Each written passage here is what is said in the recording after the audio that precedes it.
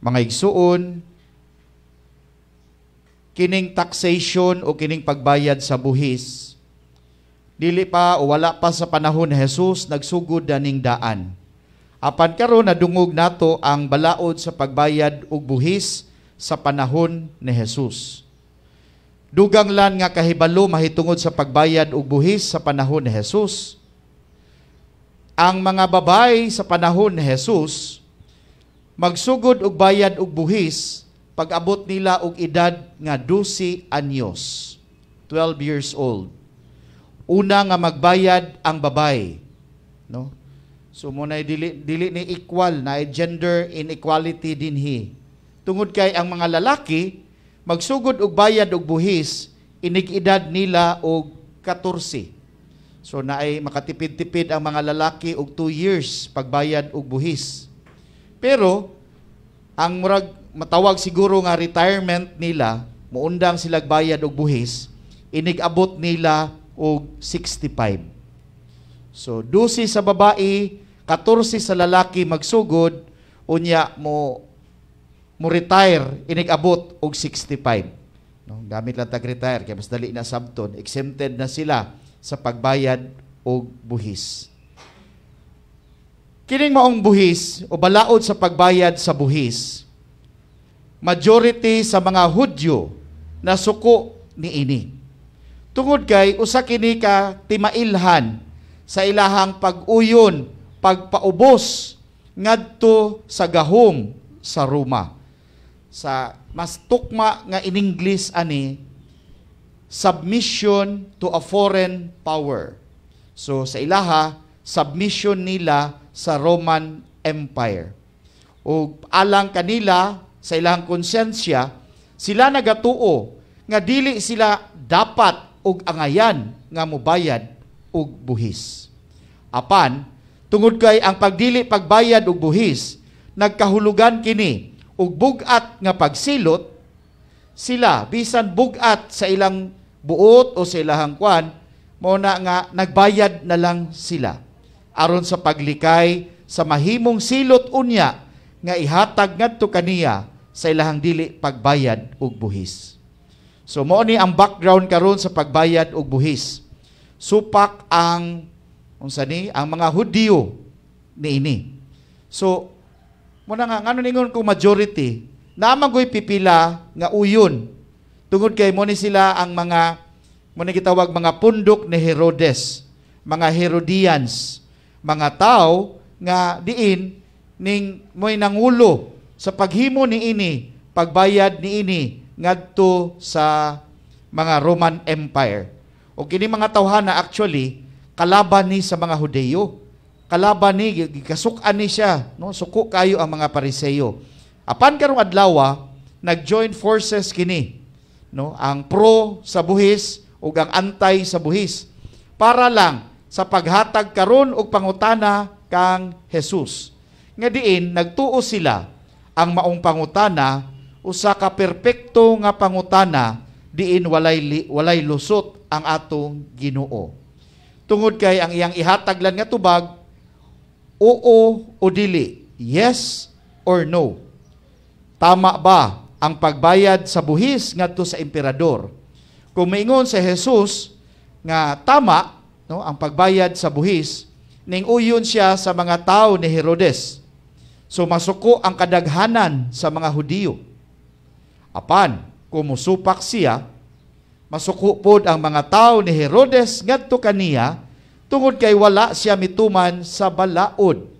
So mao ni nga alang sa mga naghatag nining maong pangutana, labi na sa mga Pariseyo, ang mahimong tubag unya ni Jesus mo'y hinungdan nga diin magkabahin-bahin ang mga tao nga naminaw ni adtong tungura.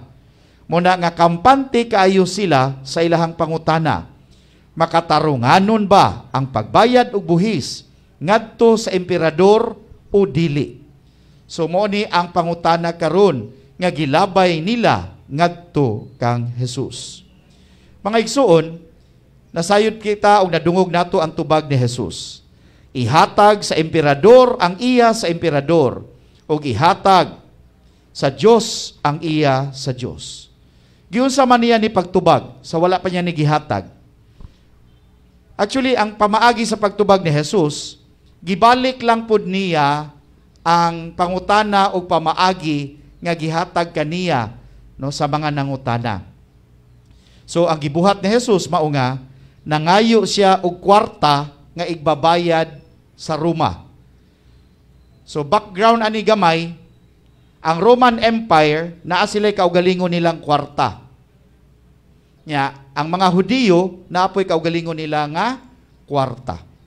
Ang Roman Empire, nagagamit sila og silver denarius. No, mo ni ilahang kuan, silver coin. No? So, mo ni ilang gigamit sa ilahang komersyo. No? Sa commerce na sila paliton, gamit nila, mubayad sila, silver denarius. Moto nga, ang gipangutana na Jesus, tagay kog kwarta nga igbabayad, kwarta nga igbabayad, currency, no? Sakto nga termino. Currency nga ihatag, ibayad sa emperador. So nihatag sila sa coin, sa silver denarius nga to kang Jesus. O pangutana na Jesus, kang kinsa mang naong ang naadiha sa silver denarius. Siyempre, ang naong sa emperador. Ang pangalan sa emperador kay si Tiberius Caesar. No, mo ni kuan sa emperador atong panahon na niya. So ningo si Jesus, di ihatag sa emperador, iya sa emperador.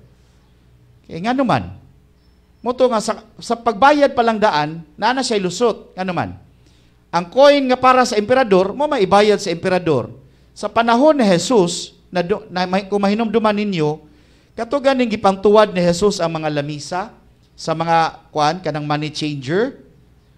Ang background adto, kung nagiingonan ako, ang mga Hudiyo, na sila kaugalingon nga currency. So, naa sila'y kwarta pod nga igbabayad para sa Diyos. So, lusot na. Katong para sa emperador, kana ilang kwarta, mo ibayad ninyo. Ang kwarta nga para sa Diyos, katong gigamit nato sa templo. Sa literal pod na nga pamaagi. No? Literal nga pamaagi. Nga, kining kwarta ha, Romanhon nga kwarta, ibayad sa Roma. Kita nga Hudiyo, na atay ato ang kaugalingong kwarta, ibayad dito sa templo. So, mao ni ang gihatag ni Jesus nga tubag. Ihatag sa emperador, iya sa emperador, ihatag sa Dios ang iya sa Dios. Apan mga igsuon, wala nag-ingon ang Ginoo nga mao ni ang utlanan. Gitubag lang ni Jesus, sumala sa ilang pangutana. Literal lang ba? Para lang matagbaw ilang pangutana. Kay musugutag sa dili.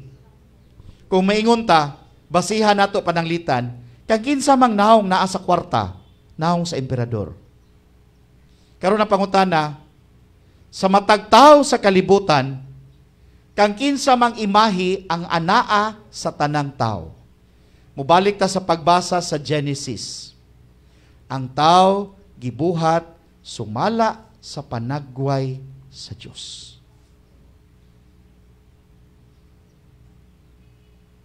Man was made in the image and likeness of God.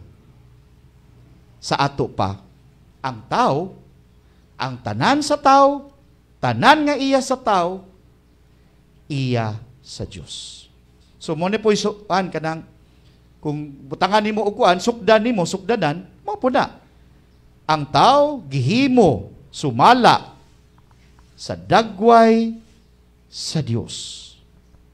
So, kung mangutana po, unsa may iya sa Diyos? Actually, tanan.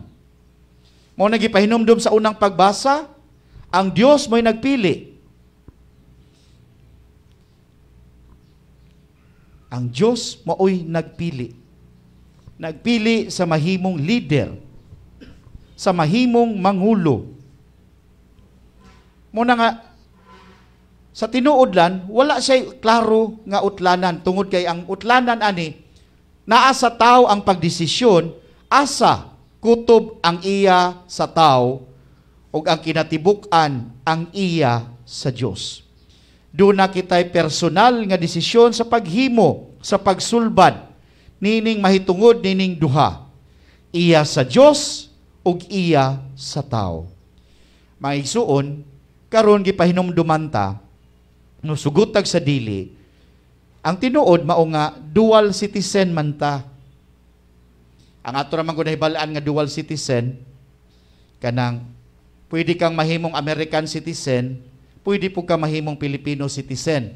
Kung naapod kay dugo nga Pilipino, naapod kay dugo nga kanang Amerikano, so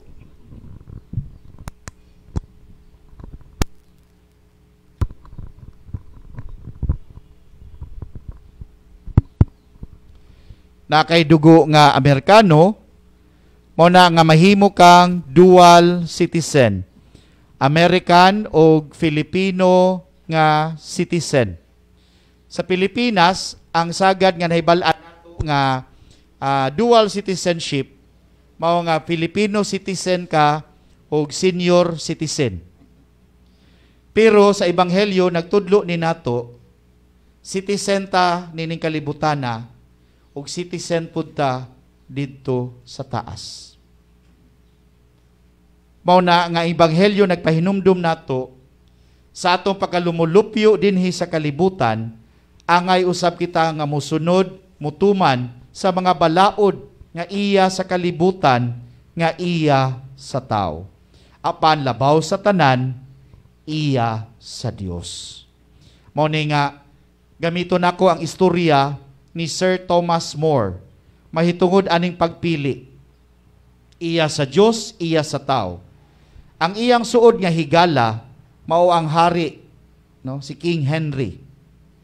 Si King Henry nakigbulag siyang asawa ug gikuha niya nga asawa ang kuan kuha ko masayop, asawa pud sa igsuon ba to or something. Ang gusto lang ni King Henry nga ang iyahang kaminyoon sa iyang original nga asawa maanal, no, kanang mabulag na ba, legal. Apan ang simbahan dili man muhatag niyag annulment. So gibuhat ni King Henry, ipapirma niya tanan niyang mga cabinet secretaries, mga opisyalis, aron pag-uyon sa iyahang annulment. Pero sa dihang ipapirma niya yang suod nga higala nga si Sir Thomas More, si Sir Thomas More mibalibad sa pagpirma niini. Ngano man, tungod kay alang kaniya, niingon siya, doon ako'y duha ka obligasyon, sa Dios ug sa akong nasod. Apan, kung magbangi gani ang duha, magpabilin kong faithful sa akong obligasyon ngadto sa Dios. Tungod niini, gisilutan siya kamatayon sa iyang pagsupak sa wala niya pag-uyon sa hari, sa balaod sa iyang nasod. Mga igsuon, kita gipahinumduman karon. Tagaan tagiya, example po sa akong istorya sa Ebanghelyo. Duna, tinuod, naani siya, iya sa Diyos, iya sa tao. Ang importante lang, kahibaluta unsay atong piliun, unsay atong palabihon. Hinumdumi. Kung tan-awon ang tao, baliki ang giingon sa Genesis. Kita gihimo sumala sa dagway sa Dios. Palihog manindog ug ato karon ipadayag ang atong pagtuo.